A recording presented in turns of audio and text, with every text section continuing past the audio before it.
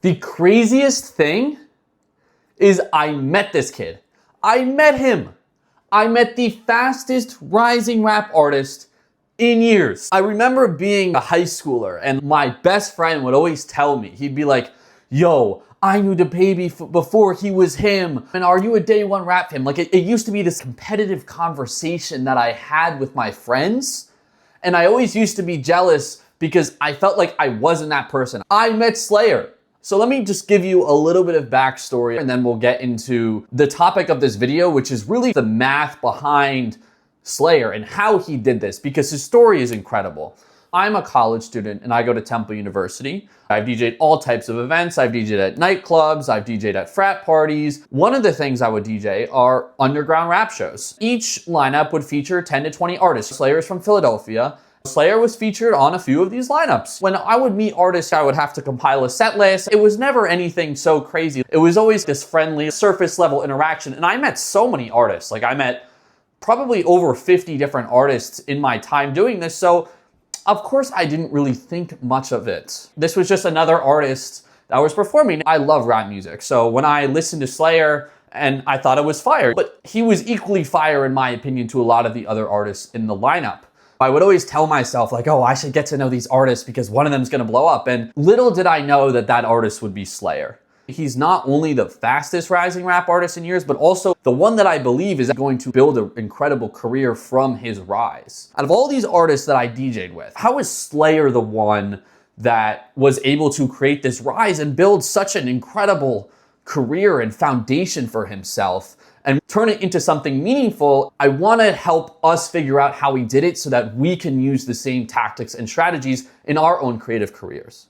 Slayr's growth illustrates something that most creatives and artists don't understand until it's too late. How did Slayr do this? What strategies did he use? And most importantly, what can we learn from it? This is the question that I'm going to answer in this video. I'm going to start with an analogy from a book called Outliers by Malcolm Gladwell. This is an incredible book, and I highly recommend reading it if you haven't. But the whole premise of the book is to analyze the story of success. How do normal, ordinary people go on to do amazing things? How does the normal Philadelphia kid like Slayr go on to be the fastest rising rap artist in years? In one of the chapters of this book, Malcolm Gladwell introduces the concept called 10,000 hours. So he believes that it takes 10,000 hours of deliberate practice to achieve mastery in any field. And he uses examples like Steve Jobs and Bill Gates and Elon Musk. Slayr spent his 10,000 hours. To put this into perspective, he first blew up in 2021. He was featured on a song called Fourth Gear Cypher. The song has accumulated 10 million streams on Spotify, unbelievably, which is something that you and me and many other artists dream of. 2021 was a very interesting time for rap music. I think of all the underground artists from this era, it almost was like a renaissance in a sense. We had Baby Santana, Slayr, and Fago. Slayr mentioned in a quote from Fader that it blew up to a point I didn't expect or could handle, so I didn't really take advantage of that blowing up. Shortly after this renaissance, he fell back to earth and people forgot about Slayr. You can see the $10 million streaming song comes out in 2021, and then people quickly forget about him. For almost 4 or 5 years, we have nobody really listening to Slayr's music. In the years from 2022 to 2023, every single that Slayr released only averaged 20,000 streams each, which is a 99.9% decrease from Fourth Gear Cypher. A 99.9% decrease. If I was Slayr, or if I was in this position and I had all this momentum and I had dreamed about becoming this artist and all of a sudden my streams are just decimated, this would have just killed most artists. Most artists would have seen this and they would have been like so down on themselves. Even me too. I can't even imagine having streams drop like that in such a short time. But the incredible thing about Slayr is that it actually didn't bother him at all. He saw the potential and he became more locked in than ever. At 15 years old, someone who's just entering high school, his mind was already set on becoming an artist. He knew he could do it, and there was going to be absolutely nothing that was going to change that for him. So from 2022 to 2025, I use the word wizard, that Slayr became a wizard. He mastered everything: rapping, producing, mixing, mastering. In becoming a wizard, attracted other wizards. So not only could he do everything, but he found the most innovative producers and the most innovative engineers, and they were able to buy into him and his vision. And this is very important for any creative to do. You will not build your career alone. However, if you're able to get people to see a future with you and see a future of themselves alongside you, they will help you in an incredible way and give you that leg up that you need to build a successful career. Another really, really important factor, and probably the most important factor here, was just the sheer volume. Think about how many tracks you can make in 10,000 hours. He probably made thousands of tracks, thousands. Even if 99.9% of these tracks never see the light of day, he perfected his sound. And this is not a concept that is unique to Slayr. I was watching a Young Thug documentary by this channel, Voltgeist. So much of that video is him just being marveled at how from the years 2015 to 2019, Young Thug didn't even leave the studio. He literally lived in the studio. Future did the same thing as well. This is my opinion, but these are like the best trap artists of all time, the most innovative trap artists of all time, the inventors of modern hip hop music. From the years 2022 to 2025, Slayr was no different. He was the exact same. These artists became so committed to their crafts that pretty much everything else in their life disappeared. Their exclusive focus was becoming so intertwined with their music that their sound just becomes unique, it becomes innovative, and it inevitably becomes really good because you're just spending so much time on it. This process allowed Slayr and Future and Young Thug to develop a unique sound, and it built their identities. You don't have to be the same way. However, if you are an artist who wants to achieve similar levels of success, you must adopt this mindset. The streaming era has really changed everything for rap music, and it directly contributed to Slayr's success. The way to build a fan base has fundamentally changed. When I went to look up Slayr, I obviously had looked him up when I met him in 2024, but when I went to look him up a few months ago when I was learning about this incredible rise he was having, I was shocked at the consistency in streaming numbers. When you look at his music, every song is being streamed. My first thought was like, how is he able to achieve this? Because when we think of just most artists in general, they usually have one song that blows them up. They have one song that gets viral on TikTok, and then they try to build momentum off that one song, and it's often a struggle. There's two reasons why this is very difficult for most artists to do. The first is that they need the music to back it up, right? Let's say you're a listener, you're a fan, and you listen to a song that's super viral for the first time, and you're a little bit curious about the artist, you're gonna go into their Spotify. And if they don't have the music to back it up, you will not care anymore. You won't listen to them. You'll move on with your life. We all know artists that are one-hit wonders. The rest of their music just isn't good. They just fall off as fast as they blew up, right? Many artists fall into this trap where they're just known for one song. The second thing that the artist has to do is develop an association beyond that one song. They can't only be known for that one song. They need to show people who they are, both musically and personality-wise. When you think of Lil Pump, you think of Gucci Gang. When you think of Bobby Shmurda, you think of Hot. That's the first thing that comes to your mind. That's not good for an artist's growth. When you think about Slayr, there's no one song that comes to mind. You maybe think about Sloppy Joe, because that is his biggest song, but I would argue that you think about his music more in albums. You think about Half-Blood. You think about all the different songs that he has, how they transition into each other. Really, there isn't one breakout hit. Every song on his album is being streamed, which means that when people hear of Slayr for the first time and they go onto Spotify, instead of thinking the rest of the music is trash, they're really liking it and they're listening to the full projects. This is benefiting him incredibly because he's not only being associated with albums, but he's being associated with good music. This is essential for longevity and building a fan base. Because if a fan listens to a full project or a listener listens to a full project, they've spent more time with that artist. That artist has become a greater part of their lives than just listening to the one song. This allows them to buy in to a greater extent. They become more interested in who that artist is as a person. When someone listens to the entirety of Half-Blood, they're gonna be more interested in Slayr and who he is. This is exactly how a long-term career is built. This is exactly how you don't become a one-hit wonder. You create really good music and you build association behind that one song. I work with artists, and something that's so interesting, just like incredible, is that everyone's path is so unique. But the end goal of you as an artist still remains the same. It's the same for Slayr, it's the same for me, and it's the same for you, and that is to get people to buy in. Get people to buy in. Once people buy in, you've made it.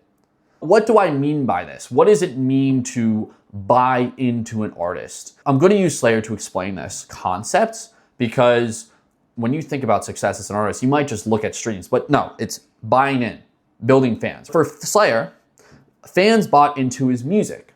Slayr's music was so good when they went to go listen to Half-Blood that buying in was easy. And the music was good for, what I talked about before. He spent years becoming a wizard. He was developing his unique sound. It stood out. But you don't have to just rely on music to get people to buy in. There are other ways to get people to buy in that's not just music. And the way that almost everyone overlooks is you. Your experiences, your thoughts, your perspectives, your interests, your personality. These are all things that people can buy into.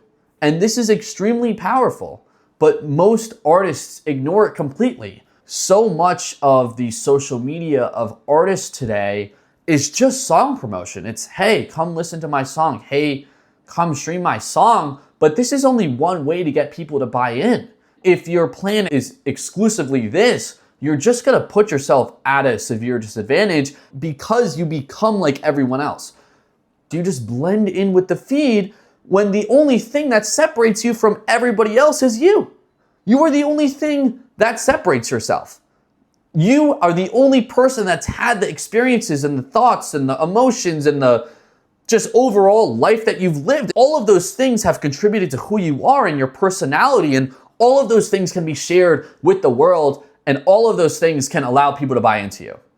Both your music and your personality are required in 2026. Both. I want to ground this example with Slayr. You can see that originally it was mostly music, but you can see his personality is catching up. People are slowly developing associations with him.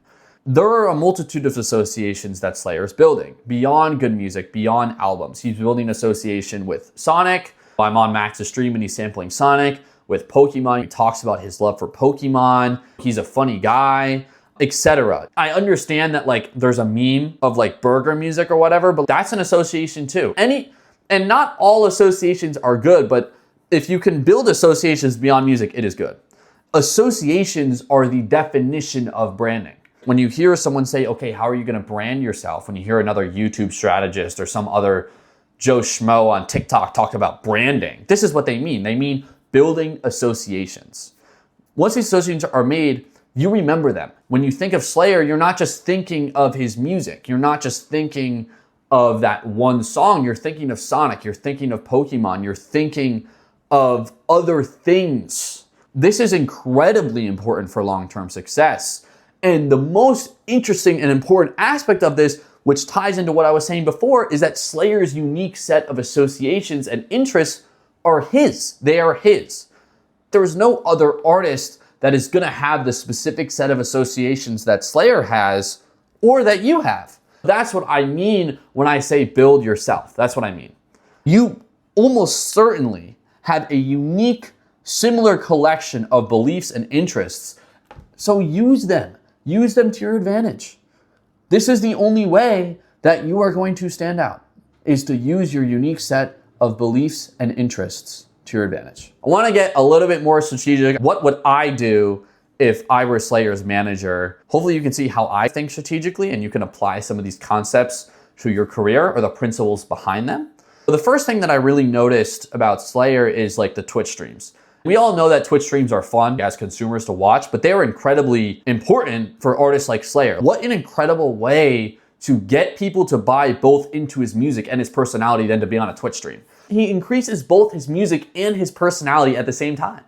If I'm his manager, I want to continue to show his face in public, to continue allowing people to buy into him, to continue building trust. This doesn't have to be all the time, but when there's another album coming out or more music coming out, this is when I would be thinking about Twitch streams and showing his face in general in public.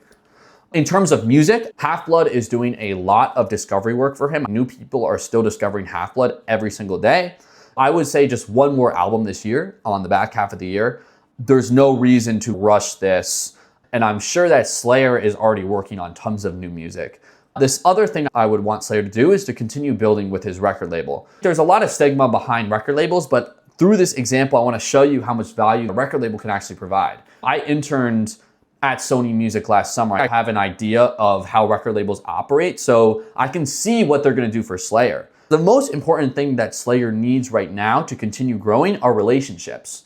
He needs relationships within the industry so that he can get pushed into the mainstream. His record label is going to give him access to a huge amount of musicians, of industry players, of new producers. It's going to help him get on the radio. It's going to help him with his touring. It's going to help him get his merch going. There's so many things that the record label will be able to do.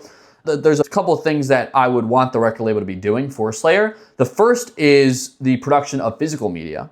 He has such a bought-in fan base already that's listening, and these fans would certainly buy vinyl, they'd certainly buy merch, they'd certainly buy other physical goods. The label is going to be able to help do this for him almost entirely. The second thing I want the record label to do is help with sponsorships. We can think about all the associations he's already building. What if he paired with a new video game that was coming out, a new Pokemon game or a new Sonic game? What if he paired with those and he was like in the game? Or, you know what I'm saying? A record label can do this. They're gonna have the relationships with these companies. They're gonna have the relationships with these people that are able to make this happen. It's gonna be much harder for a small team or an independent artist to be able to do something like this. This is a place where a record label can become really effective. I want to do a separate video actually on record labels entirely. There's a lot of misinformation in general about record labels and what they do. I think a lot of people have a negative stigma around them, but they actually do a lot from someone that's worked inside of them. They provide a lot of value just depending on your career goals. The next thing that Slayr should do is continue to focus on live performance. Ironically, as I was writing this piece, Slayr announced that he is opening for Yeat this summer. Recently, Slayr signed with Universal Music Group. And Yeat is also on Universal Music Group. So this is how this happens. Being able to build confidence and presence on the mic is going to be very important for him if he wants to make more money and continue building a long-term connection with fans.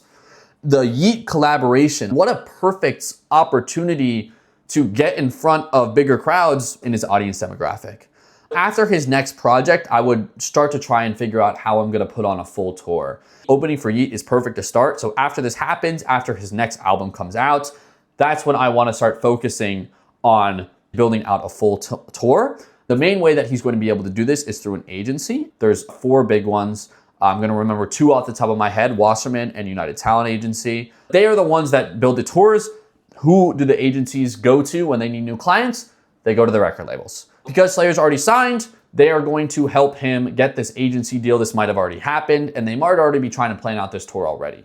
These agencies have relationships with venues all around the world. They can put together a whole tour for him in combination with the label that he signs with.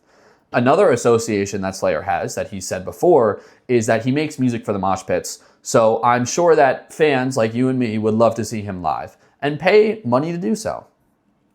Slayr's rise has really been nothing short of incredible. Not because it happened fast, but because of how it happened in the first place. He spent years grinding in his bedroom after he first blew up with barely anyone noticing, and he didn't care. He just worked relentlessly. He worked relentlessly. And when after 4 or 5 years, people finally started paying attention, all the foundation was already there. That's the part that most people miss and the part that most creatives don't understand. Careers are not built over one song. They are built over years. And Slayr built a skill set that produces results every single time, combining skill, volume, and identity. That is why his streams spread across his catalog. That is why people are buying in. And that's why he's not going anywhere this time. You shouldn't copy his exact path. Everyone's path is unique.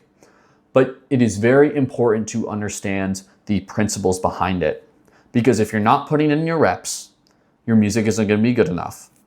If you're not building your unique identity online, you're relying exclusively on luck. And if you're not giving people a reason to connect with you beyond the music, you're never going to stand out. Most artists are waiting for something to happen, and the ones who last build something that eventually can't be ignored. I hope you enjoyed this video. If you did, please subscribe. Really appreciate it. Leave a like, leave a comment. I write weekly newsletters surrounding similar topics every single Sunday. You can subscribe for free at the link below. If you are also an artist and you want to work with me one-on-one, you can also book a call at the link below. I'd love to get to know you, and I'll see you in the next one.